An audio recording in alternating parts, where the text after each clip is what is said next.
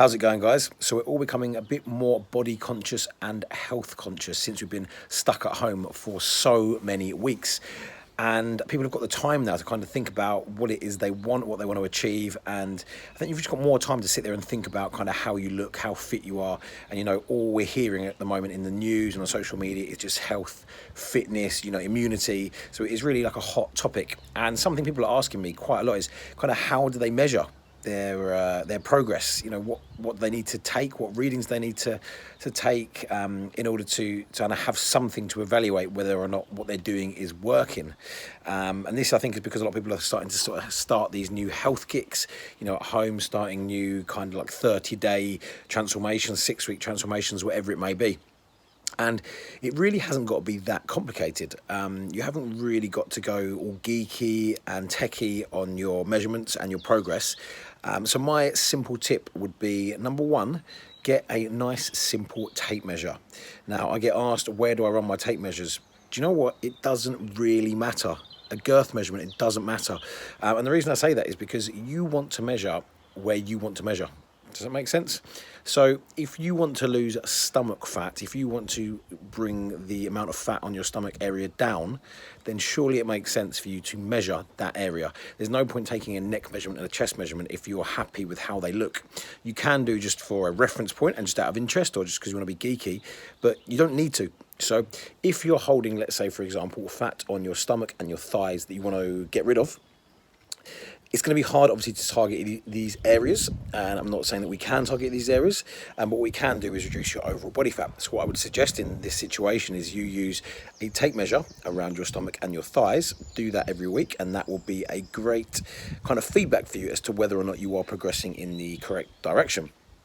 Obviously, if you want to, you can take other measurements because, fat does not drop off the body evenly. There will be sort of problematic and stubborn areas, but personally what I would do is I run a tape measure around my stomach, and by stomach I mean belly button, and by belly button I use that because that is not going to change place. So stomach, I'd use belly button. If you want to do waist, I would go for the narrowest part. That's probably the easiest. If you want to do your bum or maybe your hips, I would go for potentially the widest part. And this is because you're going to be able to measure the widest and the narrowest part going forward. Something like thighs or arms, I would probably try and find like a freckle or a mole. I know it sounds weird, but just so you've got like a reference point, because if you go up or down about an inch on your thighs or your arms, it will make a huge difference to your readings, and you'll think you're losing weight, you're not losing weight. It can be a little bit of a crazy mind game. Chest, go for nipple height, pretty obvious. So they're the readings you could take, things like you could do like calves and forearms, do whatever you want. I just use stomach because my lower back is where I hold my body fat. So that'd be my go-to measure. I would also use photos, definitely use photos, front, side, back. And I get this excuse all the time, I didn't have anyone to take a photo. These phones, this phone in my hand right now, it has a thing called a timer. It also has a ability where you can swap the camera around. So all you got to do is put the camera facing at you on like a ledge. So I use my bathroom shelf. I know people have used like blue tack stuck on TVs, whatever it may be, blue tack on walls, or you could buy a tripod, who knows? But just stick your phone on it, flip the camera around so you can see yourself, and stick it on a 10-second timer and stand there. Simple. Only tip for this is make sure you're wearing similar clothing and in similar lighting at the same time of day. So there's no point doing it one week at 6 a.m. the next week at midday, because you've eaten food and everything will be different. So you might be more bloated at one point of day, you might be more full of food. So make sure you're doing these photos in similar lighting if possible, in similar clothes. So I just use boxers and I use my bathroom, and I put all the lights from the bathroom so that it's pretty similar each week, and I do this every Saturday morning. And if I'm going to have like let's say, a higher calorie day on the Friday, like, let's say a refeed or something, then I might push this forward to the Friday just to make it a bit more consistent. So it's like a 6-day reading rather than a 7, but that's just me personally. And the final one that I do is I use weight. Now, I know a lot of people slag weight off, but I just like to know what I'm weighing. I just think it's a useful bit of feedback, because you look in the mirror, you look at photos, you do your tape measures, and you just don't sometimes know if it's changed. And it's just another kind of way to evaluate your progress. I'm not obsessed with gaining weight or losing weight, but it is another, it's just interesting.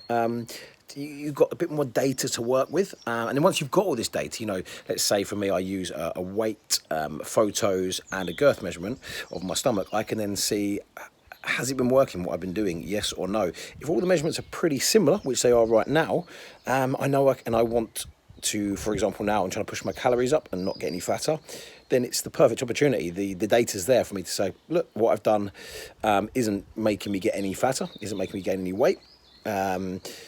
So let's push the food up slightly. So I hope that kind of gives you an idea of what measurements you could take. You can do loads of things like calipers and bod pods and all these different fancy things. But I just find there's a lot of flaws with a lot of them. So let's say, for example, you wanted a bod pod or a DEXA scanner. First, you need the money, you need the time, you need to go and find these facilities, which right now you're not going to do.